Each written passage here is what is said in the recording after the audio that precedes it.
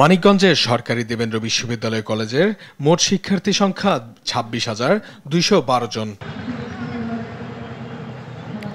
কলেজে ছাত্রদের জন্য দুটি ছাত্রানিবাস থাকলেও তার মধ্যে একটি পরিত্যক্ত এবং অন্যটি স্টাফদের ব্যবহারেই সীমাবদ্ধ।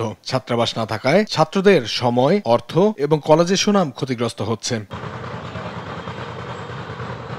২০২৪-২৫ শিক্ষাবর্ষে ছাত্রাবাসের সুবিধা উল্লেখ করা হলেও তা বাস্তবায়ন হয়নি। ২ বছর আগে ছাত্রানিবাস সংস্কারের জন্য ১১,৪০,০০০ টাকা বরাদ্দ হলেও প্রয়োজনীয় ফার্নিচারের অভাবে তা চালু হয়নি। পাবলিক ইউনিভার্সিটি যেগুলো আছে সবগুলোই কিন্তু হল আছে, দেখা গেছে ওইখান থেকে জবের অপরচুনিটিও বেশি পাওয়া যায়, কিন্তু আমাদের ক্ষেত্রে দেখা যায় যেহেতু হল নাই, আমাদের ওই রকম বন্ডিং নাই। আমাদের এই কলেজের হোস্টেলটা নষ্ট হয়ে গেছে, তো এই কলেজে যারা দূরে থেকে আসে কলেজে ভর্তি হওয়ার জন্য তারা হোস্টেলে থাকতে পারে না, এটা ছাত্রদের একটা সমস্যা। হলগুলো থাকলে কি এখানে আমরা কম টাকায় থাকতে পারতাম, আর যদি ছাত্র জীবনে হল না থাকে তাহলে তো ছাত্র জীবনের একটা ফাঁক থেকেই যায়।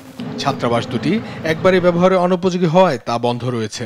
তবে ছাত্রাবাস চালুর বিষয়ে দ্রুত পদক্ষেপ নেওয়া হবে বলে জানিয়েছেন কলেজ অধ্যক্ষ মোহাম্মদ শহীদুজ্জামান।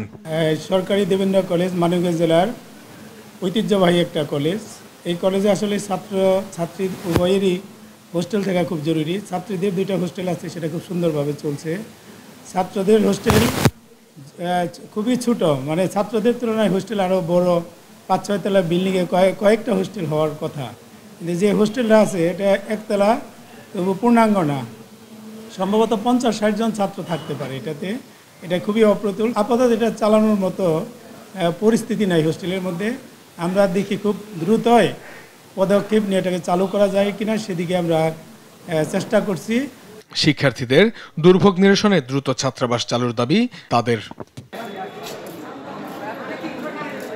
নিউজ ডেস্ক, দেশ টিভি।